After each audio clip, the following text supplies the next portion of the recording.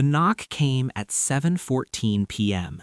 3 sharp raps. Not desperate, not polite, entitled. I didn't open the door right away. I never rush anymore. Rushing is what got me sliced open under fluorescent lights while my phone buzzed unanswered on a steel tray. I stood there, listening. The twins were asleep. The house was quiet in that earned way. Clean bottles, folded blankets, order restored. I smiled before I moved. 2 weeks earlier, I was bleeding internally. Not the poetic kind, the real kind. The kind that makes nurses stop explaining and start running. I remember the ceiling tiles passing overhead as they rushed me to surgery. I remember thinking of the twins, 4 months old, helpless, trusting. I remember reaching for my phone with hands that wouldn't stop shaking. I called my mother first. She didn't pick up. I called my father, voicemail. Then my sister. She answered on the 3rd ring, breathless, excited. "We're about to leave," she said. "What's wrong?" I told her quickly, cleanly, like I didn't want to inconvenience anyone.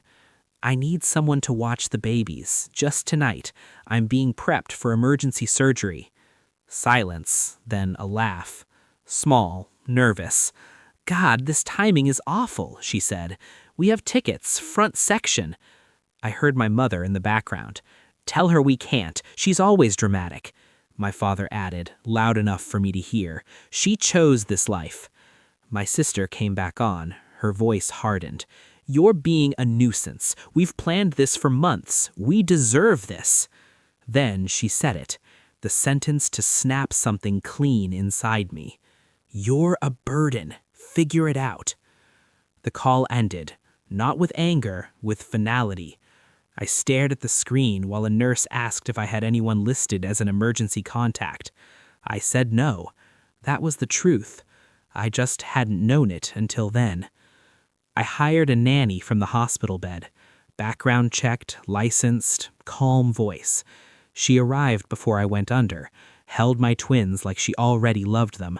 I signed surgery consent forms with one hand and opened my banking app with the other.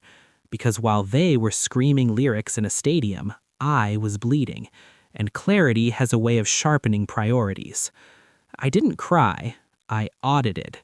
I'd been supporting them for years, quietly, reliably. Mortgage help, credit card loans that never came back, my sister's rent when she was finding herself, concert tickets even, including the ones they were so excited about. Yes, those tickets, the ones to see Taylor Swift, paid for with my money because family helps family. That night, from a hospital room that smelled like antiseptic and fear, I ended it. Every recurring transfer closed, every shared account separated, every subscription canceled, every legal document listing them as beneficiaries revised. I sent one message, just one. I won't be reachable anymore. Do not contact me. Then, I went under. When I woke up, the surgery was successful. They said I was lucky. I knew better. Luck had nothing to do with it. Recovery was slow, painful, quiet. The nanny became a constant, competent, kind, paid fairly. She never complained, never minimized. She showed up, which is how I learned something important. Love doesn't require blood, just effort. I didn't announce the cutoff. I didn't post anything dramatic. I didn't explain. I let the absence speak. 2 weeks passed. Then, the knock. I looked through the peephole. My parents stood there, older than I remembered, smaller. My sister hovered behind them, arms crossed, already irritated. I opened the door just enough to block the entry. My mother's face collapsed into practiced concern. "We were worried." "No," I said, calm, steady. "You were inconvenienced." My father cleared his throat. "You can't just disappear. We didn't know what happened." "You knew," I replied. "You chose." My sister stepped forward. "This has gone far enough. Dad's card was declined. Mom's account is frozen. What did you do?" I let the silence stretch, let it work. I stopped paying, I said, for everything. Their faces shifted, one by one, like dominoes falling in slow motion. My mother gasped, "You're punishing us!" I shook my head. "I'm protecting myself." My father tried anger. "You owe us. We raised you." "You raised me to believe family shows up," I said. "You failed that lesson." My sister scoffed. "This is about one night, one concert." It was about the moment I realized I could be dying and you called me a burden. That landed. She went quiet. I continued, measured, surgical.